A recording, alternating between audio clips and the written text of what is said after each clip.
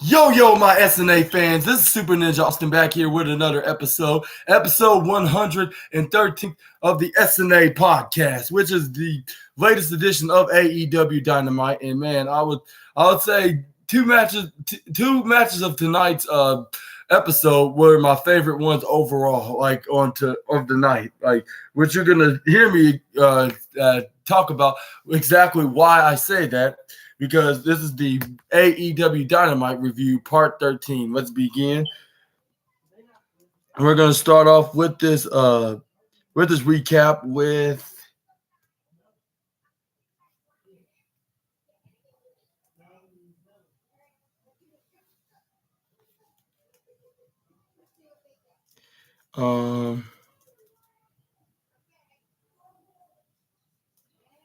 this is where we got a backstage interview with Tony Schiavone with MJF. He was wearing a AEW.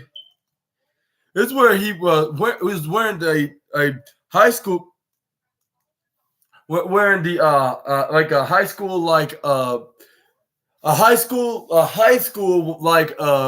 jacket that has the numbers 2024. And man, I was like, if this is not a sign that he's possibly going to jump ship to WWE, I don't know what is. Because MJF is he's definitely trolling on social media and wrestling online in general, of course. Because everybody's going to be talking about this and wondering if this is a tease that this in the sign that is going to be the case in January of 2024, or is this just trolling and he's going to or Tony Khan did offer him a higher offer than WWE in advance. Well, I don't think WWE even gave him an offer. They're probably going to wait until his contract expires for him to see if he's going to sign with them or is he going to stay with All Elite Wrestling. Only time will tell for that. But anyway, this is where he called Adam Cole. This is where he was checking on him, see if he was doing okay, which he's getting better. Adam Cole wished MJF luck with his match against Daniel Garcia, which I'll say this is one of the best matches of the night. I'll say if not three matches, because we also had the Ring of Honor TV Championship match, which we're going to talk about that in just a sec. This is where Daniel Garcia and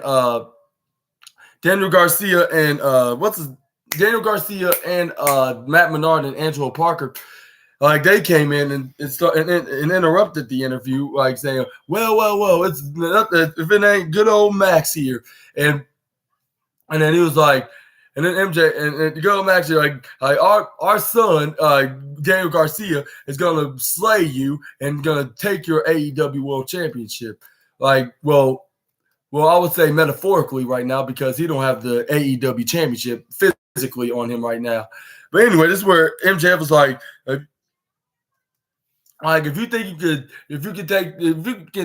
ever think that you can take that championship from me, I want to see the best version of Daniel Garcia in this match. I'm not talking about the sports entertainer, and he pointed right at the Matt Menard hilariously, which I'll say that's the number one goofiest wrestling of the night. But I'll say that's what the second number one thing that AEW had, which was goofy wrestling of tonight's episode, of course. Which I'm going to talk about more of that in just a sec, after I'm done recapping this. This is where Daniel Garcia went right into his face. And he's like, tonight, MJF, you're going to get your professional wrestler, which the fans started cheering for. This is where they walked out. This is where they called him a douchebag. This is where MJF was like whatever, I'm gonna show him I'm the real deal. And then this is where we have this is where we got good old Roderick Strong here, still in the wheelchair in the neck brace around his neck, with Matt Menard Matt Taven and Mike Bennett, the Kingdom, walking him to it. And this is where he shouted to Adam, Adam! And this is where he got a custom-made Adam shirt, which is like the AEW's version of a Shazam DC DC Comic Universe T-shirt, like which you could possibly buy at AEWshop.com, and also Pro Wrestling Tees, and wherever you can order and buy your favorite wrestling novelty shirts at. Of course, you probably could buy that Adam shirt where it has the big letters and then where it says Adam with the lightning bolt, like if it's Shazam. And this is what Roderick Strong's like, you already know this, like, but I am a wrestling legend. Like, I can easily get, I could be here for your match tonight, Max. And this is where he's like, you know what's funny? Like, you turn it. And he's like you used to be a wrestling legend, but now you're just a complete joke. I was like, yeah, Maxwell's right on that. Like, ever since he's tried to show some sympathy, show some sympathy to Adam Cole to win him back away from from MJF. Like he's been nothing making the situation worse. Like he's just not making it even any better, like to say the least. Which y'all all will agree with me on that. Like him playing the Joe's best friend. Like and this is where MJF walked out of there until as soon as he let Adam Cole know that he's like, Adam, like, I love you, brother, and I got to get to my match. And he walked out of there. This is where Roderick Strong was like, and he was like, did you see that, Adam? Like, you cannot trust him. That's exactly what the devil wants to do, dude. Like, you walked away. Like, I'm telling you, Adam, right now. And this is where before he had a chance to tell him about MJF's true colors, which Adam Cole did not want to hear, he instantly hung up. And this is where he's like, oh, like, will he won't, why he won't listen. And this is where he got pissed off, took off his glasses, threw it right to the corner. This is where and this is where Roderick Strong was like, now this time to show everybody, like, the reason why, like, that I am the L of AEW, like which stands for Legends. This is where we finally do get the match with Daniel Garcia against MJF, of course. And this is what the recap I can talk about right now. It's when they got to start into the grappling game. This is where MJF got him to like a twisting arm to like towards his head, like into the back of his head, like twisting it like where I'm positioning my arm to, like touching the top part of my back. Like he was grabbing onto like that until Daniel Garcia elbows, kicks him in the midsection. This is where he runs right into the right side of the ropes. This is where he kicks him up right into the head. This is where Daniel Garcia tried to go for a clothesline, but MJF instantly counters and ducks out of the way, twisting his exact same arm and slamming him face first right into the canvas. This is where MJF twisted his arm once again, twisted onto his side, go for a gut wrench suplex, and then this is where he tried to go for the cover, but he only got a 1-2 ooh. This is where MJF's like, of course, like I need to get some better wrestling games than this, and also like. And that's exactly what he did.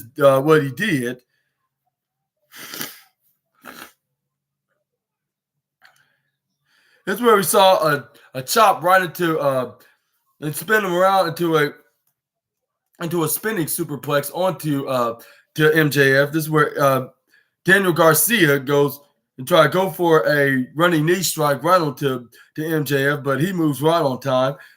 This is where he was hanging onto the ropes, like onto the top part of the top corner, where MJF was in the top left corner of Tina the Turnbuckle. Hit a double foot stomp right into his arm. Like I was surprised. I was like, wow, amazingly, it didn't snap right off. Like that was extremely dangerous. Even though they mostly rehearse moves like that, and of course they're gonna get hit with very risky moves like that. So and like everybody says, like this is not a guarantee that you're going to be okay. Like either way, like when you're in that squared circle. But anyways, this is where MJF was hanging on to that exact same rope. This is where he puts put his head between his legs, going for a double underhook maneuver.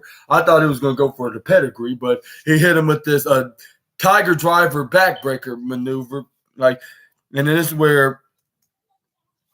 This is where MJF hits a super kick. This is where he picks him back up. This is where he goes into a hammerlock, like into a hammerlock, and he lifts his legs up, and it was like some kind of a fisherman's DDT, like a hammerlock fisherman's DDT. He did to Daniel Garcia.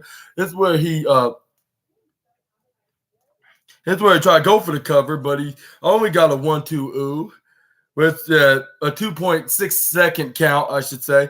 This is where Daniel Garcia tried to shove MJF's face like disrespectfully, like, which that was probably not the wisest move from the young star. Like, that's what MJF said, like perhaps you shouldn't have done that, buddy. And then this is where he tried to go for the cross armor, but it wasn't working, at least for now. Like, you know the statistic rule. That's all I'm going to give you. A spoiler alert, like, before I talk about it. This is where MJF went right onto the top. This is where Daniel Garcia grabs onto the ropes before he can fully execute his armbar finishing submission maneuver. This is where he's like, all right. This is where Daniel Garcia was on the ropes. This is where MJF managed to have him draped onto between the bottom apron and the inside of the ring, onto the bottom ropes. The bottom corner ropes, I should say. Got him into the springboard power driver position. Go for the slit throat or the cut throat onto the thumb to cutting the throat, like the Undertaker's signature hand movement. Like, I guess paying tribute to the dead man once again. This is where he tried to go for the maneuver though, which Daniel Garcia instantly countered when he was getting ready to do the move, like jumping right up in the air. But this is where Daniel Garcia pushed him right off. But which is called the heat seeker. That's what it's called. This is where MJF got pushed right onto the top left corner. This is where Daniel Garcia tried to go for an attack splash onto him. He tried to go for some kind of a springboard counter when MJF flips him right in midair, but he instantly hit him with a super kick after he was up in midair and bringing him down. Like if tag partner Adam Cole was wrestling Ricochet all over again. This is where he tried to go for the Paramount Sunriser onto Daniel Garcia, but he moved out of the way. This is where Daniel Garcia kicks him in the midsection, hit him with a missile frontwards drop kick to the knee with the Zach knee super kick. This is where Daniel Garcia picks up the Salt of the Earth and try to go for a power bomb, I suppose. But his leg was given out, so I couldn't tell exactly what he was doing at the time. Like, he was trying to go for a power bomb, some kind of maneuver, but his leg was given out on his left leg. This is where Daniel Garcia was like, "Oh my God! Like, I need to find the easier and better maneuver to put away MJF so I could be the new and youngest AEW World Champion," which we all believe that was clearly not going to happen. This is where Daniel Garcia tried to, but really he was going for a sit-out pile driver, which he successfully do, like making MJF's head bounce off the apron, like, but it was like more of a safer than a brutal kind of manner, of course.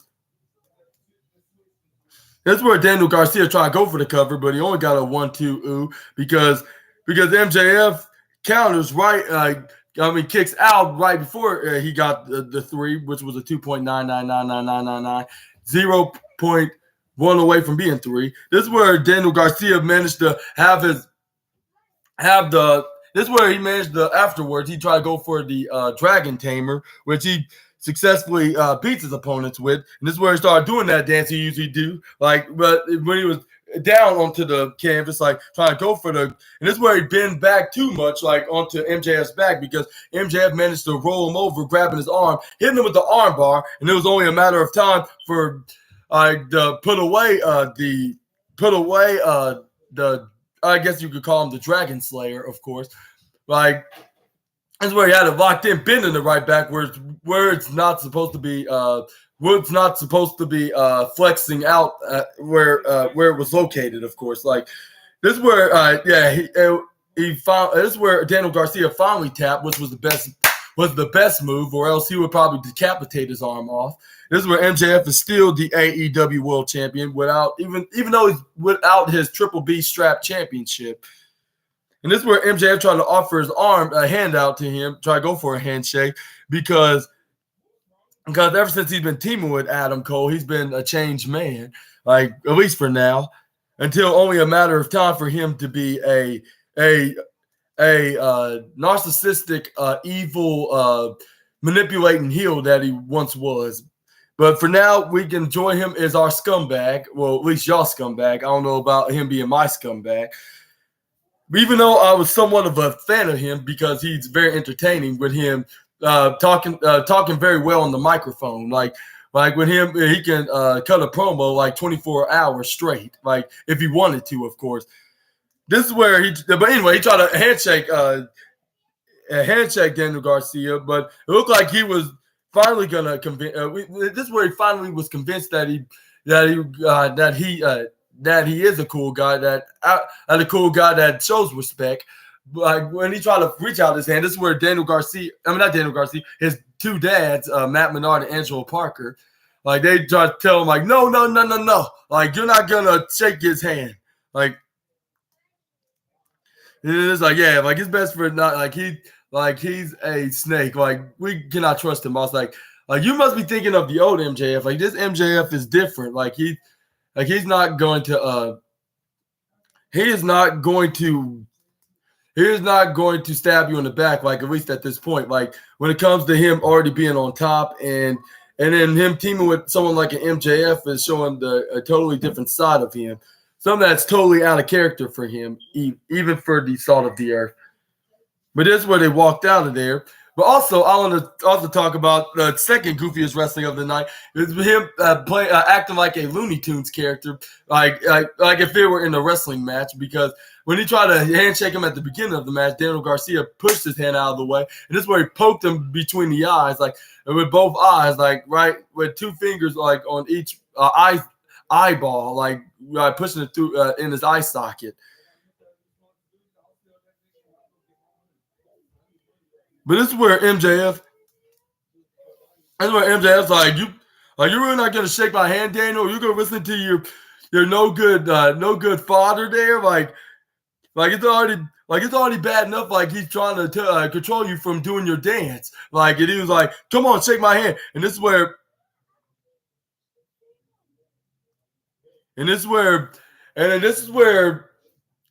the fans start chanting like sportsmanship, like shake his hand. This is where Daniel Garcia's like, you know what, like yeah, it's for good sportsmanship perspective. Like that's why and this is where he tried to attempt to go for a handshake. This is where he got pulled away by both Angelo Parker and Matt Menard, which they don't even know the definition of sportsmanship because they've been mostly heels in their career and pro wrestling.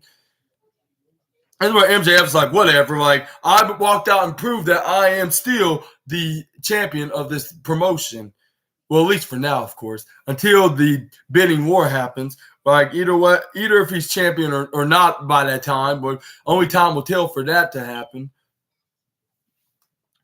This is where we got a hype video from Jay Briscoe and Jay White of them having history from their Ring of Honor days before Jay White was even the Switchblade or even was a successful star like in New Japan Pro Wrestling and then moving to AEW and stealing AEW titles from fans and scumbags.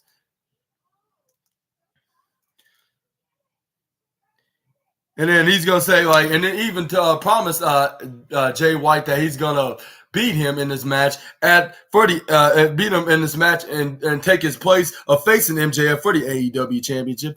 And I was like, look, not Jay Briscoe, his brother Mark Briscoe, like look, Mark Briscoe, like you're not gonna. I'll pause.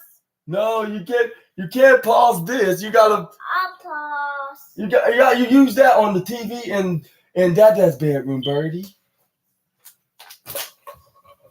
You need Uncle Julian to pause this.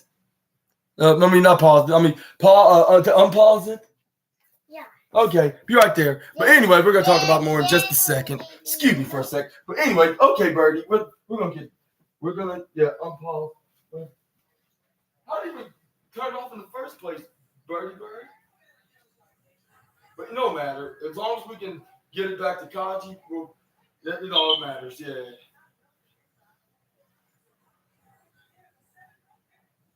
Well, I'm out. I might as well just.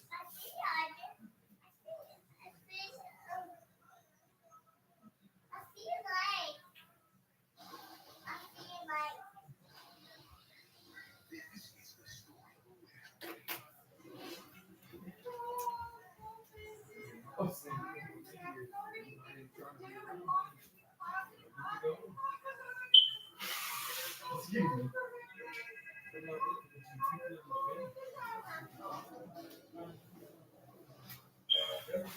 But anyways, this is the first time Jay Briscoe was basically stating that this is the first time that Mark Briscoe was stating that this is the first time that he's facing Jay White in AEW. A guy, previously he wrestled before he was the Switchblademan, in Ring of Honor, of course. But anyways, who thought was going to win this match and possibly face MJF for the AEW Championship, which this is technically was kind of like an AEW number one contenders match. I'll say my opinion, this was the second best match of the night because it was probably for the rights of being the number one contender of the AEW Championship. But anyways, we're going to talk about that in just a moment at the end of this video. But we're going to move on to This is where we got Darby Allin and Sting in the squash match against the Outrunners, I believe that's what they're called. I keep forgetting their individual names, but I'm just gonna. They're called the Outrunners. They basically fought them. This is where.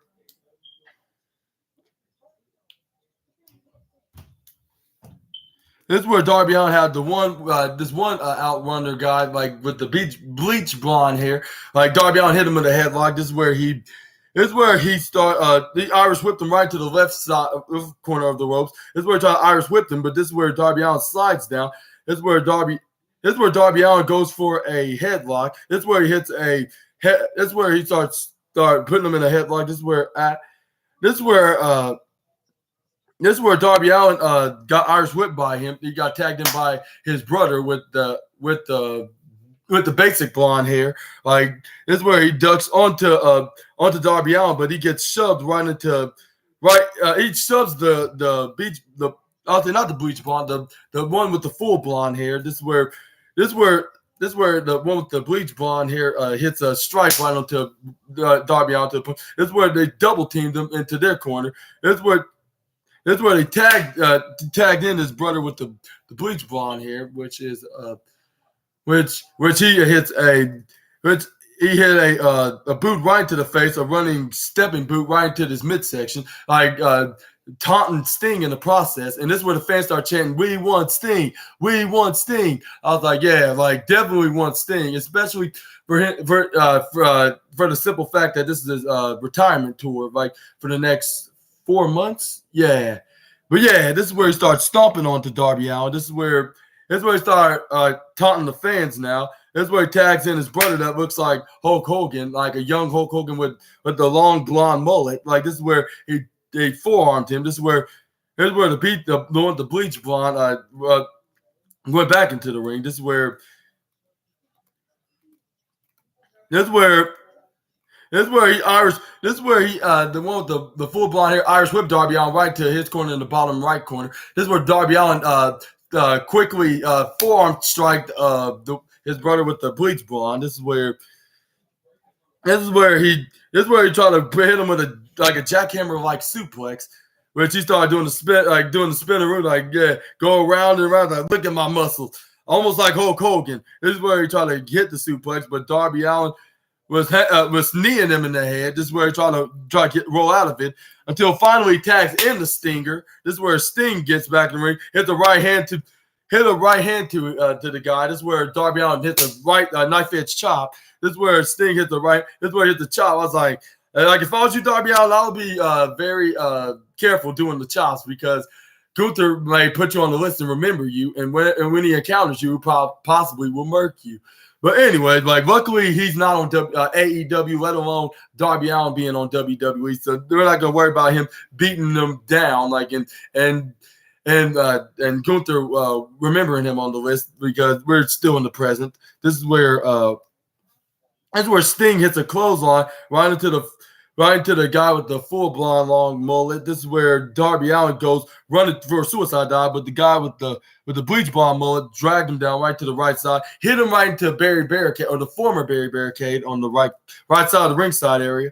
This is where the one with the full blonde hair hits a single accidental to the back of Sting. This is where he tags in the one with the bleach blonde. This is where they hit a twist of arm and an back elbow strike onto Sting. This is where they start doing the flexible muscles onto, like, right in front of Sting, thinking that he's intimidated or brought down from that move. This is where Sting's like you don't know who you fighting right now, and he started beating his chest, and he hits the one with the bleach blonde mullet with a right hand, and hit a clothesline to the full blonde mullet guy. And this is where Darby Allin hits a running back attack. This is where Sting hits a splat onto the bleach blonde guy. Yeah, Darby Allin hits a back attack right onto the full blonde mullet guy. This is where Sting did the same with the full blonde mullet instead of a splash. This is where Darby Allin hits a back splash right onto the blonde mullet guy. This is where he hits a right hand to the bleach guy. This is where Sting pulls the full blonde guy out, pushes him out with his foot. This is where Sting hits a scorpion a scorpion death lock, the submission move, which is his version of the sharpshooter, basically, which he made him tap out. And Sting and Darby Allin got the win. They got their 12-0 tag team winning streak of 2023, of course, and they remain undefeated as a tag team. And also, Sting remains undefeated as a singles guy as well. Because ever since he made his debut in AEW for the past 2.5 years, like, he's been beating pretty much everybody. 2.5? I'll say no. I'll say 3 years to be exact, or almost 3 years. By December, he actually made his debut, but he didn't make his in-ring debut in a match until 21. So I guess that I'm right about that. About 2.5 years of being wrestling in matches and beating pretty much everybody he met in AEW, of course. But yeah, he's gonna remain undefeated, and everybody. Some say that like what make the match even better of Sting's farewell match and farewell match, like in 2024 at Revolution, is he should be defeated by whoever's going to face him, whether if it's a Darby Allin or Kenny Omega or MJF or even Ric Flair himself. They should give him his first L in AEW, first and only L in AEW, which I'm not sure about that. I think, like, maybe if they're worthy enough to defeat him and give him his first and only loss to AEW. But I'm not sure, because he's doing a really good job beating everybody's opponents. I think he should stay undefeated, in my opinion. I mean, unless it makes sense in story, like with somebody like an Omega or MJF or even a Darby Allin, like, to put him over. But I'm not sure if they would even wrestle in the match, though, like, regardless. Even though it would be a dream match, because Sting is one of his idols, like, of course, next to Jeff Hardy, of course. But yeah, we're going to see at this March in 2024, when he has his final match with AEW at Revolution. But only time will tell for that. Like, that remains to be seen who's going to be his opponent. And like I said before, and I'll say it again, at least for now, like, until the next time we got this topic, well, who do you think is gonna face Sting in his final match? Y'all let me know down in the comments below. We got a backstage interview, like a backstage sit-down interview with Tony Schiavone, interviewing both the AEW Women's Champ and the Challenger, which is Hikaru Shida and Toni Storm, for their upcoming match a week from this I believe a week from the Sunday at AEW Full Gear, or Saturday. I think it's a week from the Saturday at Full Gear. But this is where Tony Schiavone was like, also, this was a contract signing segment along with the sit down where Tony Schiavone's like, we just need y'all signatures and make this fully 100% official for y'all's match at Full Gear. And so, if ladies, if you may, like, and this is where. And then this is where Tony Storm tried to be like a fancy French actress in the 1920s, saying like that is absolutely correct, Mr. Chavon. I was like, first of all, it's Schiavone, and second of all, like, what makes you extra fancy right now? It's not like you're doing a rehearsal like for upcoming 1920s movie. Like, it's not even 1920s anymore. Like, it's a century later. Like, it's 2020s.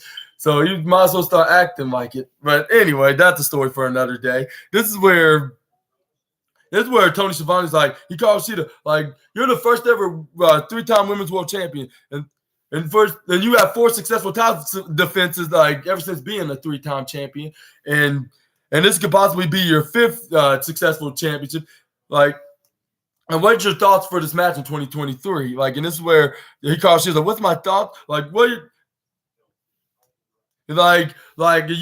up with you, Tony Storm? Like, you're saying that you're gonna win this title, but I don't think so. And he's like when you're just doing your silly acting and not paying attention of actually trying to win this championship. Like, so like you can't stand a chance, Tony. And this is where Tony Storm's like you just don't know, darling, because you don't know how it feels when I walked into Wembley Stadium with that title, just to lose it to a person I thought that was my best friend. And then he's like, but it no matter, like, that was in the past, like, that I'll be exactly fine because I know I'm gonna actually be the first time 3-time AEW Women's Champion. I was like, Tony Storm, that doesn't work that way. Like, how are you going to be the first time 3-time women's champion if Hikaru Shida already did that? Don't you mean you're going to be the second ever 3-time AEW women's championship, which is kind of a possibility. I'll say at least 50% chance right now by looking at it, like, because it looks like it could be any woman's game at this point. Like with Hikaru Shida might have a chance of retaining, while the same goes to Tony Storm becoming the new champion and being the second ever 3-time champion.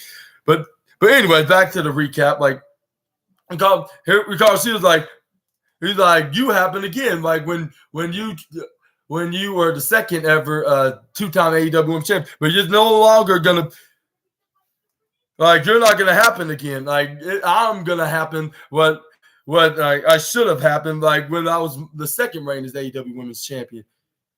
He's like, you may have that title now, but you'll never have the spotlight because. And this is where she stuck her pen with her tongue and wrote down her signature onto the contract. And this is where she was like, in disgust, and like with her doing that, because I'm not sure if she needed to do that, even if it didn't have ink in it. And then she was like, let's make this simple and to the point and wrap it up until 5.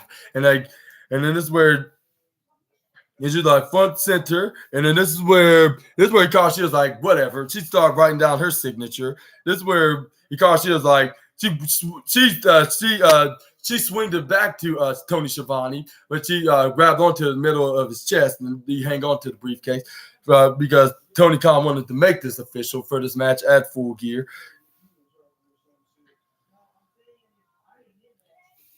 And this is where Hikaru is like it doesn't matter what you say, Tony Storm, because like I'm gonna beat you at Kia Forum, I believe that's what it's called in Los Angeles, California, for the AEW Women's World Championship, retaining her she's already assuming she's gonna retain because like she sees Tony Storm as paying attention more of trying to be like an actress rather than being a wrestler. But we could see this could be any woman's game because we've seen Tony Storm, like she's been having a mean streak with the. She's been on a mean streak since she's been this gimmick with being like this 1920s actress gimmick.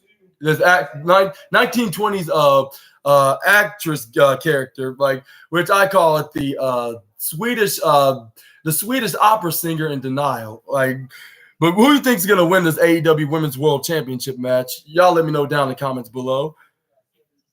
But this is where, Tony Storm also say very well, like a response to Hikaru Shida saying that she's going to retain and she's going to beat her. And she did her catchphrase, 10 up, tease up, and action. I was like, I'm still surprised AEW is still allowing her to say the T word. Even though it's not worse than the F-bomb or even the B word, but still, like, it's still technically a cuss word. So I'm not sure if it's even for being TV-14, I'm not sure if they should allow her to say such words like that because it's kind of inappropriate in a way. But it's like for the truth, like when she was grabbing some, I guess their pins, and this is where Shida tossed them out of her hands. This is where we got the mogul embassy coming out. Well, at least Swerve Strickland, right, because he had his match up next, which was I'll say only him and Prince Nana, with Prince Nana doing his dance moves that I usually do when he listens to Swerve Strickland's theme song, saying like, I swerve, then I'll drive, I swerve, then I drive, start doing that dance, right? Because Swerve Strickland has his match against Penta El Zio Miedo because his manager Alex Abrahantes challenged Swerve Strickland with his client Penta into a match and see who's the better man and who's more deserving is the big star in the main and known as a main eventer. Like, well, I'm not sure if it's right now though, like of them being main event, but it was just basically typically a non-title match because none of these men are champions, at least at this time. But anyways, this is where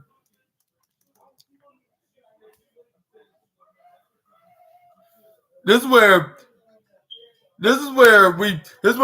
the match. This is where Swerve Strickland hits a knife edge chop, snapmare right off the bottom right corner of Team in the Turnbuckle. This is where Swerve Strickland goes for a top rope in the snapmare position in a striking European uppercut. This is where Swerve Strickland started doing a slide, like a dance, like which I believe we'll call it the swerve and drive dance routine, which it kind of reminds me of the Justin Jefferson dance that he usually do when he makes touchdowns for the Minnesota Vikings. But anyways, and I'll say that's the second, not second. I already said second with MJF, the third goofiest wrestling of the night. My apologies. With them doing those dance moves, like doing the dance, like which they did he did do his dance move while Prince Nana do the usual dance move, which that always cracks me up. Like, which that's like the goofiest wrestling, the third goofiest wrestling of the night, of course. But anyway, this is where Swerve Strickland's like, you can take this Zero Miedo and suck it. And he put his hand right inside his pants, which was a very inappropriate kind of hand gesture. This is where Swerve Strickland hits a foot stomp right onto the chest of Penta. This is where Swerve Strickland picks up Penta. This is where he twists the arm right onto him, onto the ropes, like right onto the top ropes, onto the top right corner, I believe. This is where he's hanging on to it, and this is what got Aubrey Edwards' attention. She started doing her 5-second warning to Swerve Strickland, like 1, 2, 3. And they're like, all right, like this is where Swerve Strickland was like, fine, like I'm gonna go by the rules, but I'm not gonna follow the rules for long. But this is where he sweeps Penta's legs off. This is where Penta this is where he started putting his knee right onto Penta's head, like, and then this is where Swerve Strickland was thinking of what to do next to the former AEW Tag Team Champion. This is where he started trying to bend his his fingers back, like right off his hands, like into the backward side of things. This is where That's where Aubrey was like, no, you can't do that. It's not legal in this match. Like, if you break it, then it's gonna be gonna be it's gonna be stopped by either a referee stoppage or a DQ. But either way, it would have ended. Like if Swerve Strickland didn't did exactly what the referees did. But anyways, this is where he tried to twist the arm of Penta, bending it forward and try to snap it forward. This is where Penta went counters and twist the arm onto Swerve. This is where Swerve counters back and hits a knife edge chop. This is where he hits this is where Penta hits a knife edge chop entering back. But this is where Swerve did it once again to Penta. I was like, and then Penta was like, and Penta answered back with a chop, like, and Penta and Penta and I was like, Penta, like be careful doing that. Like Gunther might see you too, and you add you into the list, just like he did with the likes of Bryan Danielson and Eddie Kingston, and who else been using the chops? Oh yeah, Dax Harwood, like guys like them. This is where Penta was like El Zero Miedo, and this is where he hits the chop right onto Swerve. This is where he kicks him right into the midsection, stomps him right into the hand of Penta. This is where Swerve Strickland was walking around taunting and stalking the leader of El Zero Miedo. This is where he had him into a camel's clutch. This is where he started grabbing onto his mouth and started yanking it up and trying to open it up for I don't know for what reason, but this is where he trying to break his mouth and jaw. This is where he this is where he just Irish whips Penta right onto the bottom left corner, I believe. Like the bottom left corner. This is where he dodges, roll over Swerve. This is where he goes for a backstabber onto Swerve. This is where Swerve rolls out of the ring. This is where Penta goes for a suicide dive, and this is where Swerve Strickland instantly intercepted with a European uppercut. This is where he brings him outside of the ring. This is where he goes for a snake eyes right onto the symbol of the steel steps, which was in the bottom left corner, face first on Penta's face. This is where Swerve Strickland went back into the ring just to go back out to break the count out because it was halfway towards 10. But before he can head out, he had a much better idea, which he goes for a suicide dive on his own or a rolling senton dive, which Penta moved a step back right out of the way, but Swerve Strickland expected this from Penta, so he landed right on his feet like a ricochet kind of manner. This is where Penta hit the super kick. This is where Penta goes right onto the rope, doing the springboard onto the apron, doing the super kick right onto Swerve. This is where he goes for a rolling senton right onto him, like finally bringing Swerve down to his feet. This is where they start fighting around a bit into the ringside area, and this is where Penta got Swerve Strickland back into the ring, but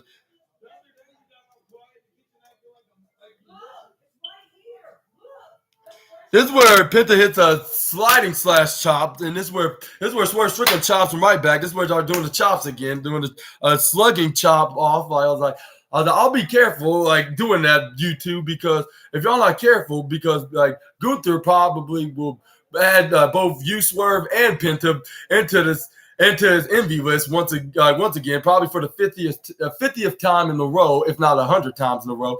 Like metaphorically, of course. Like it's just a skit, like just a joke skit for the AEW wrestlers. But anyways, this is where Penta. This is where he tried to go for a sliding, swinging chop. This is where Swerve Strickland. This is where Swerve duck out of the way. This is where he tried to go for some kind of a little pump handle Kanoku driver. But this is where Penta rolls him to his finishing move, which is the Zero Miedo pump handle driver. But Swerve Strickland rolls out of it somehow, like elbowing him in the process. This is where he tried to. This is where Swerve Strickland tried to go for his swerve driver, but this is where Penta counters out of it, like respectively. This is where Penta tried to go for a clothesline, but this is where Swerve Strickland read his mind, tried to go for a clothesline on his own, respectively. But they knocked each other out with a clothesline, but still both men was up in the air. This is where Swerve Strickland tried to go for a roundhouse kick the tub Penta, but he go for a roundhouse kick right back to him at the same time. This is where they start hitting kicks like back and forth to one another until they finally stop and hit each other with a double clothesline on to each other, which both men crash right into the middle of the ring mat.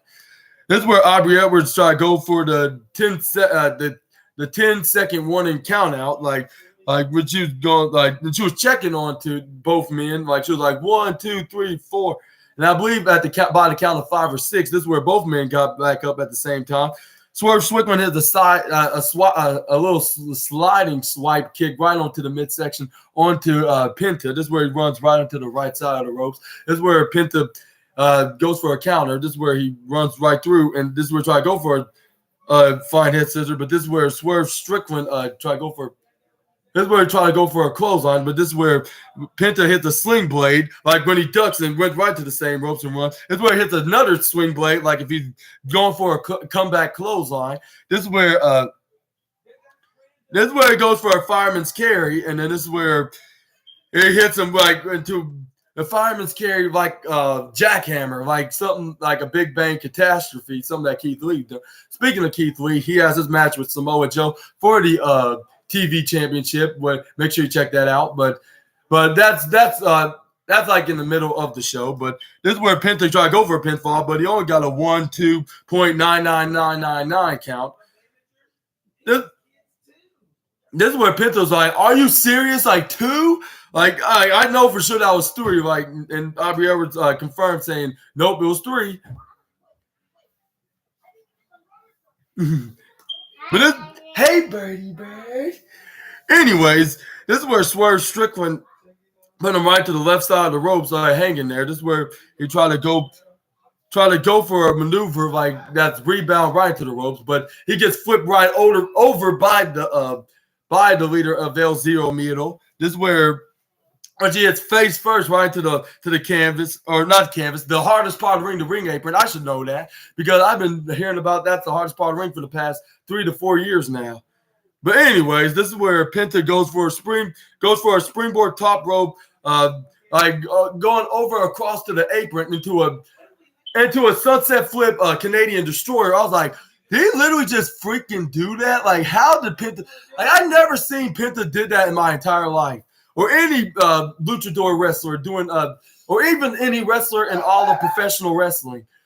Like, I don't know how Penta did that. Like, he literally just did a springboard Canadian destroyer. Like, are you serious right now? Like, off the ring, hard part during the ring apron, like off the apron, like which Swerve Strickland's head bounces right off the apron, rolling out of the ring. And I was like, if he didn't land on the outside, this would have been Penta's match. Like, for him to have that he have won. Like, but unfortunately, he went to the ringside. Like, even though there was not really outside the heel shenanigans. Like, fortunately for that sake, and this is where Penta managed to bring it back into the ring.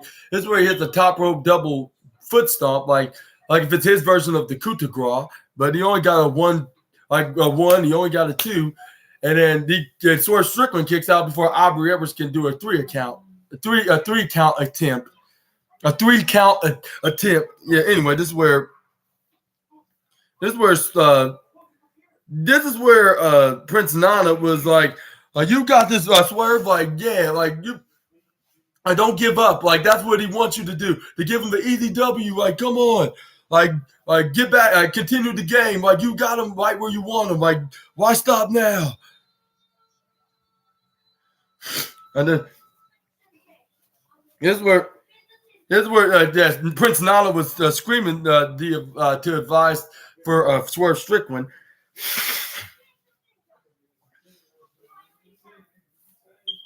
This is where Penta goes wild on the top rope, trying to go for a springboard.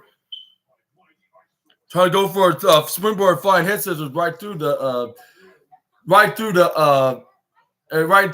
bottom. I think the bottom left corner of Tina the turnbuckle, like face first with Swerve Strickland, but that plan backfired because Swerve Strickland outsmarted him and countered and hit him his knees and his face first right to the turnbuckle corner. Like which was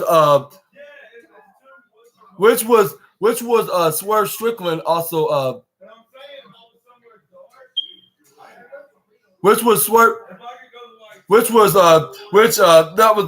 was a move that Ruby Soho usually would do, except in the middle ropes. But I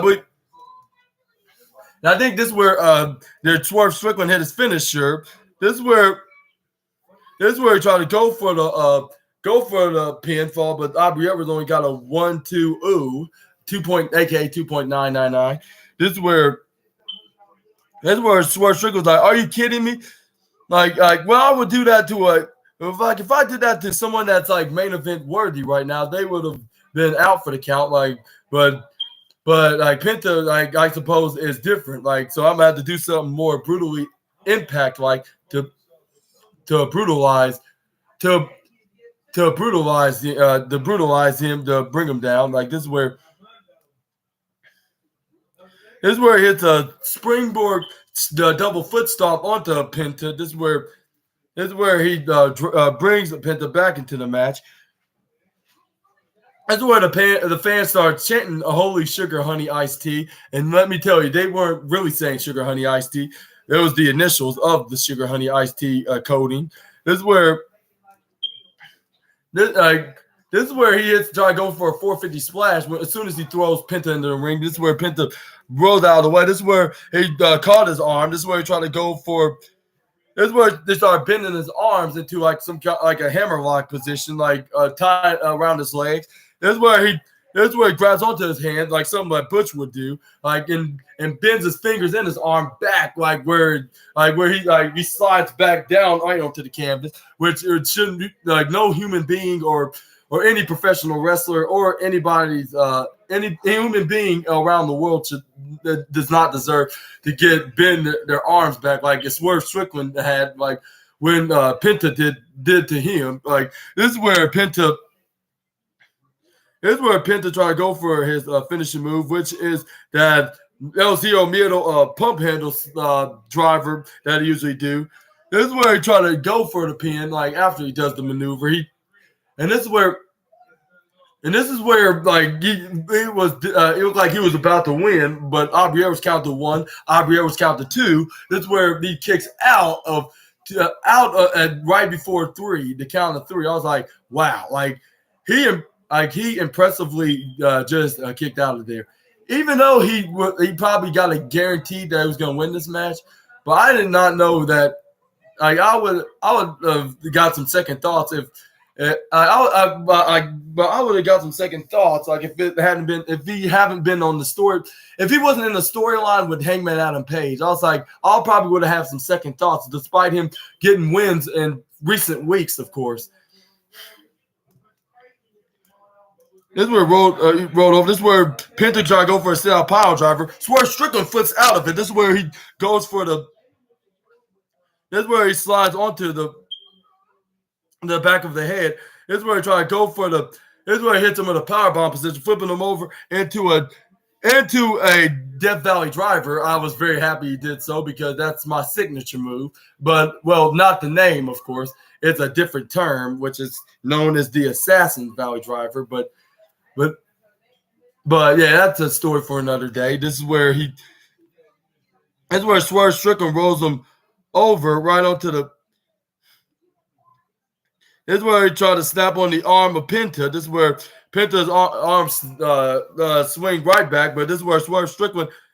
This is where Swerve Strickland twisted his arm back, like when he was down, into the other side of the canvas, and he just stopped and it looked like it snapped back. I was like, and this is where Tony Schiavone and Excalibur was even saying like, "Oh my God!" Like it looked like it snapped there. Like I'm not sure if he legitimately snapped his arm or that was, or he just hit and then it twisted and it got like it's just some kind of a.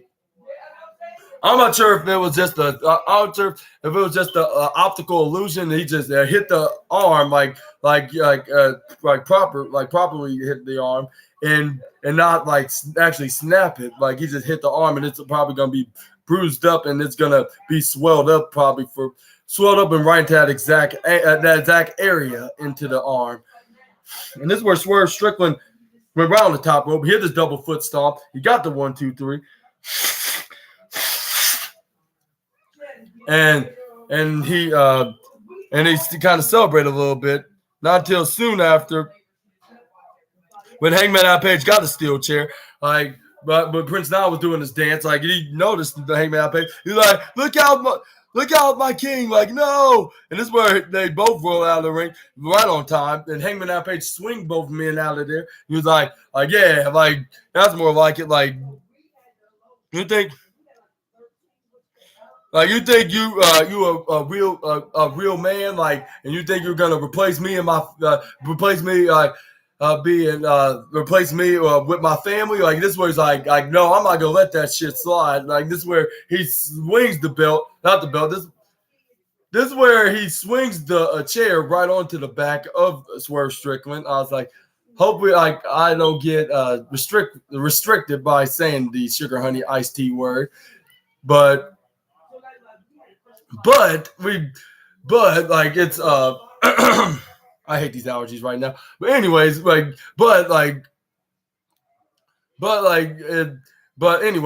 is where he swings the chair right into the back. I bet he's gonna be hearing that cracking, agonizing pain, even when Full Gear comes around, like in 2 weeks from now. This is where.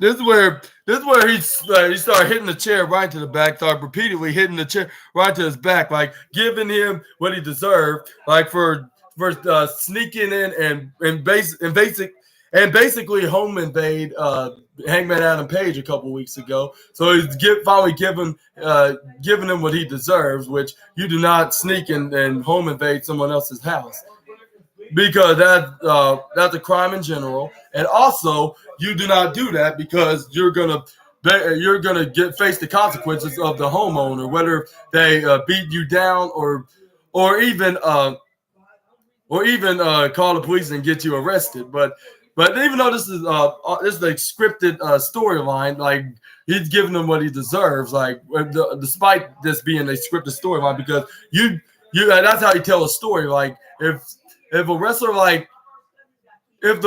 was here. If a wrestler was here, like if the wrestler interfered, like and how they're gonna get their just desserts, like by getting beat up by that particular wrestler, like or even get their revenge on the match, like Edge did, the former Edge, now known as Adam Copeland, did when Seth freaking Rollins was the heel 2 years ago when he snuck into him and Beth Phoenix's house along with of eating the apple and orange juice that was meant for Beth Phoenix. This is where security tried to come in, trying to break up the fight from when Hangman Adam Page brutally beating Swerve Strickland. This is where he started swinging the chair right onto the security, hitting them back first and side first, and then this is where Excalibur was like we can understand where he's coming from, like, but he gotta be careful because hitting him with the chair is gonna hitting the security guards with the chair is gonna leave him a hefty fine. Is Birdie Bird okay? But yeah, this is where he started continuing to beat down to Swerve Strickland. He hit him with the dead eye right off the stage, right through the table in the OMG moment, and holy sugar honey iced tea moment as well. And this is where it's like, you are dead, man. This is where the referees, including Aubrey Edwards, was breaking them up, holding them back. This is where Hangman Adam Page was going crazy, looking like Triple H from the 2009 era. He was like, You're a dead man. You're a dead man, Swerve Strickland. That's what he was like to him. I was like, hopefully that's a metaphoric code and not really metaphorically kill him, because that's a crime encounter. Perhaps the crime encounter of the night, of course. But yeah, but wait, I believe they're gonna have a rematch from their previous encounter from Wrestle Dreams. Like it's gonna be round 2 of their feud, like, which is gonna be at Full Gear, like a week from this Saturday. And who do you think's gonna and if this match does get confirmed at the next upcoming pay-per-view of All Elite Wrestling, what do you think is going to go down what's going to go down, and who's going to walk out as the victor? Which Swerve Strickland walked out as the victor, which he really needed this, but I believe Hangman Adam Page is going to even the odds and finally get a victory over the Swerve Strickland at Full Gear. Y'all let me know down in the comments below. This is where we have Jay White and the Guns and Juice Robinson in an interview with, I believe, Kevin Kelly. And it's like on TNT, like which is like, which I believe was, yeah, that's right. I'm gonna get the.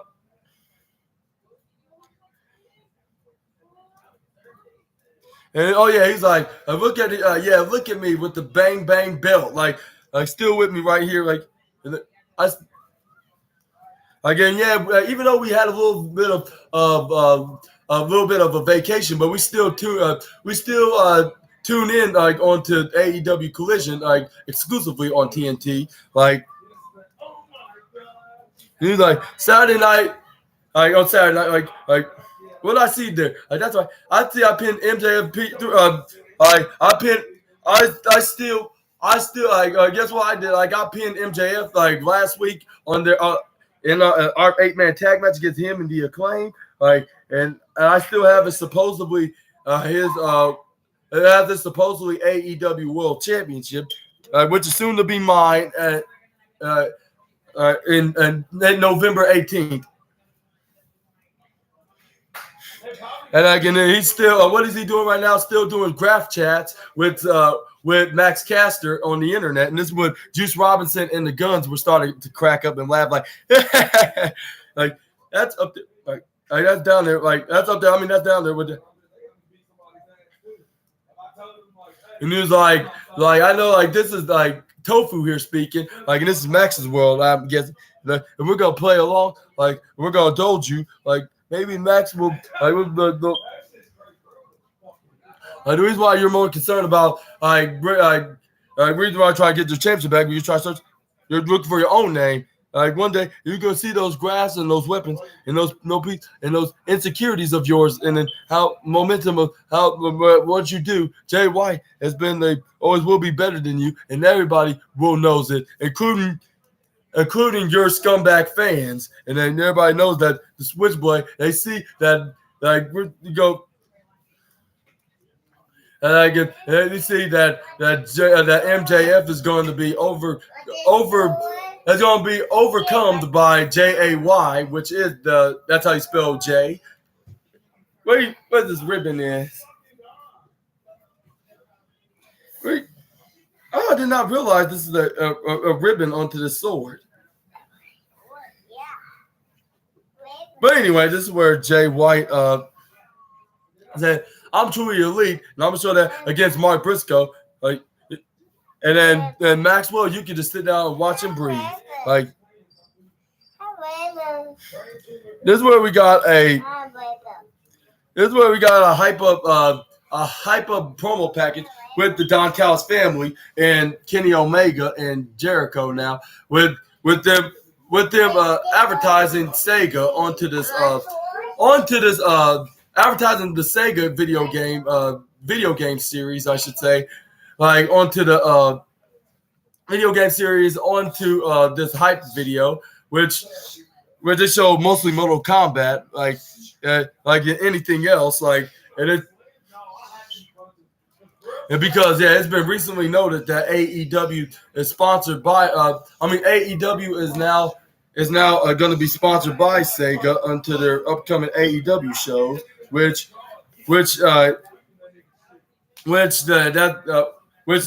the onto the road to, which it happens to be onto the road with Kenny Omega and Jericho joining forces with them teaming with their old best friends. Excuse me, Birdie Bird. But anyways, to Paul White and Kota Ibushi. But anyways, we're gonna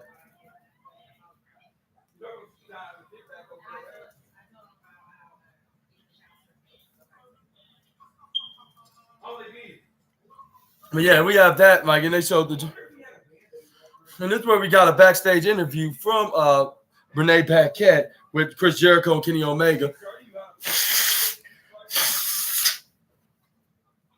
in their 8-man tag match against the Don Callis family. And then this is where Jericho's like, I think the Dons can post this match, and they realize that Kota Ibushi and Paul White will have our backs because they don't know that we got some good friends, Renee. And then this is where before he can even finish his sentence, this is where Nick and Matt Jackson of the Young Bucks said, speaking of friends, I want to say hello. We want to say hello to you, the best friend Kenny. Like, how you doing? And we actually said Kenny was an extra in the room last night. Like, there's no space in our locker room. Like Chris Jericho, like, I'm like, what you doing here, man? Like, this whole tag team thing, it's the sweet promos. Like I heard you had a really cool theme. I have a cool new team name. It's called the Golden Jets. I love that name. Like, you came up with that, Chris, didn't you? Like I'm yeah. Like, the guys, like, to start this whole damn thing, like, that's a cool name too. And then this is where Jericho's like the fun thing is, like, you're friends with Kenny, like, and it is the few weeks, like, and he was like, and he's like, as far as the start of AEW, like you, the four of us who kept this company on the map. And he's like, yeah, only, and this is where the Young Bucks are like, yeah, only because we put you on the pedestal alongside with us. And he's like, because the way I remember it, like, we created the revolution, and then you just walked right here. What you did? You cashed in another big check when payday came. I was like, yeah, that's kind of true because he's been gone for WWE for nearly a year because he was in New Japan Pro Wrestling and being into banger matches with the likes of Kenny Omega, like, especially for the IWGP Intercontinental Championship, which kind of helped Jericho being in AEW today. This is where Jericho's like, Jericho was like, you better be careful what you're talking to, because me and Kenny effing Omega is Jericho here. And we're two of the greatest and creative dudes in professional wrestling. Like, and he's like, and you may not be the greatest tag team in the world. And he's like, years ago. He's like, I do that Chris Jericho. He's like, how about we got a tag team match, like me and Omega against you and Nick and Matt, like you and your brother Nick. And this is where the Young Bucks like, oh yeah, it sounds like a great idea. And then he was like, yeah, like, funny. And then Nick Jackson reminded his brother Matt Jackson, saying, like, we're not booked for that particular event. Yeah, like, and then it comes to think of it, they're also not booked for that event either. So how about you have a match? Like, yeah, like, that's not a bad idea. How about we do have this tag team match at Full Gear in our hometown in Los Angeles? Like, he's like, it's called Full Gear. Like, that's what it's called on our event, like, at our hometown. And again, it's called Full Gear. Like, to both Jericho and Omega. Now, how about Kenny Omega and his new friend Chris Jericho versus Matt and Nick Jackson, the Young Bucks, and the best loyalty of a long time. Like something that you're barely familiar with, Jericho, which I believe that's a reference to his time when he teamed with the Big Show, the Jericho Show, back 13 years ago. Which I believe they should do this match because it's like a type of dream match that fans would love to see when it comes to AEW booking into this storyline.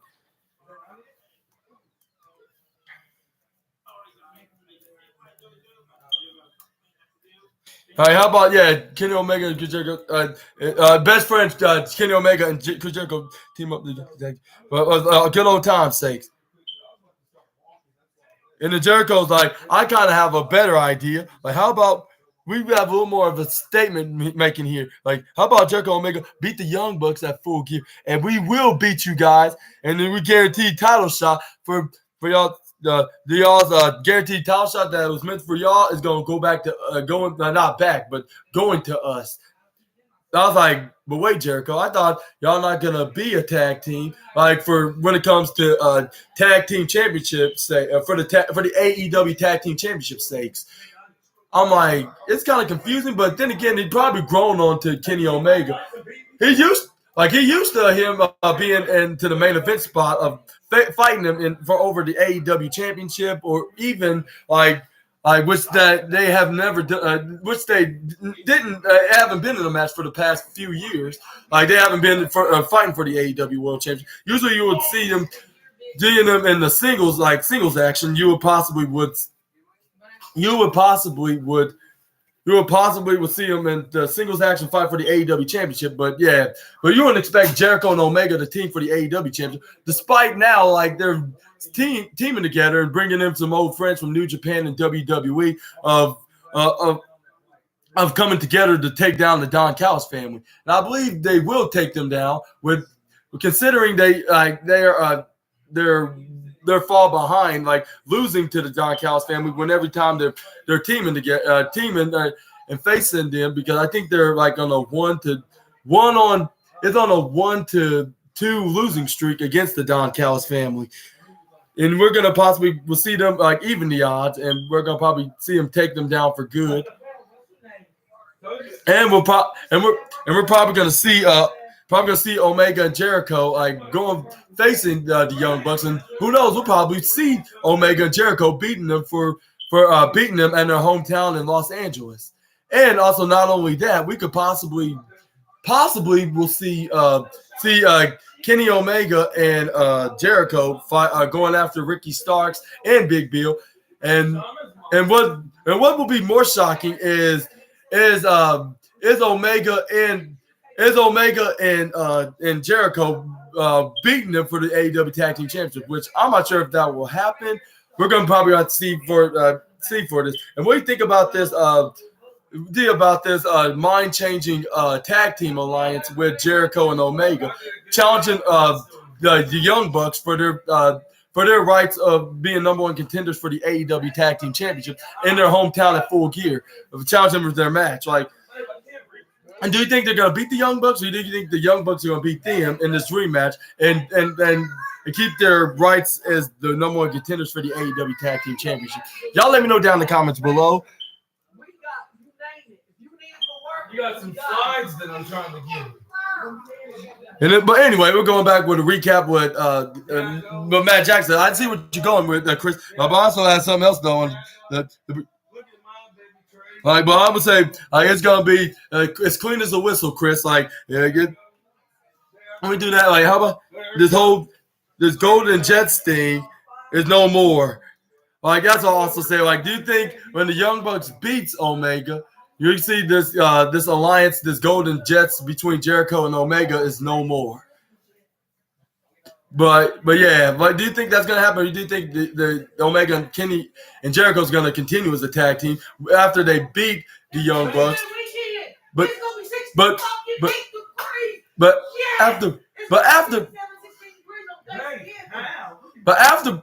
Afterwards we're gonna probably see it could be either way. We're gonna leave a comment down below. But we gotta see. And this is where, and also, Nick Jackson said, after when this Golden Jets thing is no more, you could be the elite again. I was like, really?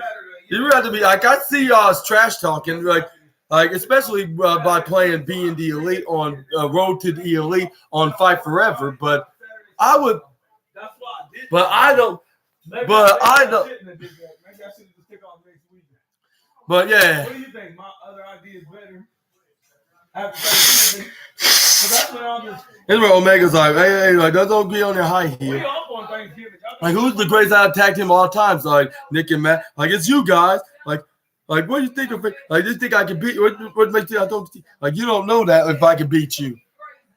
Like, yeah, you want to talk about Ibushi? Like this attitude that you bringing into. And he's like, you think Kenny Omega and y'all think Kenny Omega, Chris Jericho can't rise to the top as a team? Like as the young bucks, but we could do like if you guys really want to face us, like if you want to do this tag team thing like all over again, well we'll just do it then. Like maybe we'll quit up your act and quite frankly, we start acting like real adults instead of a couple of sissies and whiny like little children. And he's like, you think we're whiny sissy little children? Like yeah, like you're gonna be acting like me, something mature. Like so stay out there. And this is where Jericho's like, I'll be happy to take you two whiny children to the woods, and you will spoiled brat asses, and I'll have my own dressing room. Like, and by the way, I have my own dressing room. That's what he said. This is where we got Keith Lee against Samoa Joe, which was the third best match of the night, which I would say it deserved all the credit that it possibly has gained with the Ring of Honor TV Championship. But I didn't expect it to be after this match was going to happen next. Like it was a complete shock out of nowhere. But anyways, we have this match. I was like, how come WWE couldn't do a dream match like this when they had a chance, when they had both of these guys in their company? And they got plenty of time, like from 2020 to 2021, to book this match before releasing these two. Releasing Keith Lee in November in 21 and Samoa Joe in January of 22. Luckily, Tony Khan listens to us fans of when it comes to dream matches, even if it's on Dynamite, Collision, even Rampage when there's a special occasion, or even on the pay-per-view. Like we're finally going to see dream matches that we have yet to see from like WWE or any other promotion that we're well familiar of. But anyway, this is where we see some grapplings around the turnbuckles, like from each and every one of the corner turnbuckles. This is where Keith Lee was holding on to holding on to Samoa Joe into a grappling position. This is where the referee was like 1, 2, 3, like until a 5-second warning. This is where Keith Lee's like, all right, my hands are on him. Hits the most devastating chops in all of professional wrestling and sports entertainment, making Gunther even more jealous, like being adding or updating his envy list as Keith Lee's possibly the number one guy that's onto the list. And this is where Keith Lee was giving him the death stare, saying like your life is mine and your championship is mine, and I'm not gonna rest until that TV championship is mine. This is where he started grabbing and breaking onto his nose and his face. This is where the referee was like, "Come on, let go." This is where he started elbowing the back of his neck and it throw first right onto the left side of the ropes. This is where Samoa Joe got back up and hit the deadliest knife edge chop in the world. This is where he started continuously. We started hitting chops onto the. This is where he started hitting right hand strikes right onto the face of Keith Lee and fighting back. And this is where he started hitting them in the midsection in the face and started hitting strikes like going back and forth like boom, boom, boom, boom, boom, boom, boom, landing them right into the ground. This is where Samoa Joe was trying to get back up, trying to get back to the state of mind of focus, of being focused. This is where he hits. This is where he hits an elbow strike in the back of the neck of Keith Lee. This is where he tried to run right through the ropes, trying to go for an attacking clothesline, I suppose. But before he can do any of the attack, this is where Keith Lee hits a sliding duck and a leapfrog, and then this is where he hits a big crossbody bringing down Samoa Joe, which I believe he's the first person that ever did an Irish whip attack onto the Samoan submission machine in AEW in the recent weeks. I'll say the first ever person because he's of course big. Like he's probably nearly 300 pounds, just like Samoa Joe. Like so, of course he's gonna bring down the Samoan submission machine. This is where Keith Lee. This is where Keith Lee was battling him around to the ringside area. We were hitting punches on one another. This is where Samoa Joe started making a comeback, started hitting right hand, right into the head, right onto Keith Lee, and he started walking off, like trying to take a breather. But this is where he started continuing to chops. This is where he started doing his repeated chops right onto the limitless one. This is where Gunther started to reconsider to put Keith Lee on the number one spot on the MD list and put Samoa Joe probably instead. He's probably gonna remember this when he finally get his dream match with the Samoan submission machine. This is where Samoa Joe got him back in Keith Lee back in the ring. This is where he started hitting his chops right onto the limitless one. This is where he runs right to the left side of the ropes. This is where he goes for a big boot right into the face of the limitless former NXT champion. This is where he tried to go for a running sip time, but somehow Keith Lee hanged on to him, gets back up with Samoa Joe, trying to go for a German suplex, which he successfully did so. I was like, wow, he's the first ever wrestler that ever did that on AEW to Samoa Joe, or also with this German suplex. The first time of seeing Samoa Joe get knocked out on his feet with certain maneuvers in AEW, at least, of course. I was like, wow, Keith Lee literally just do that. This is where Samoa Joe was grabbing onto the back of his head. It was like, oh my God, he literally just did that. This is where Keith Lee was on the rope. This is where Samoa Joe tried to go for a count. This is where he tried to run right through the ropes. This is where he tried to go for another attacking move. But Keith Lee hits him with a pouncing tackle like he usually do. Boom, knocking him down on his feet once again.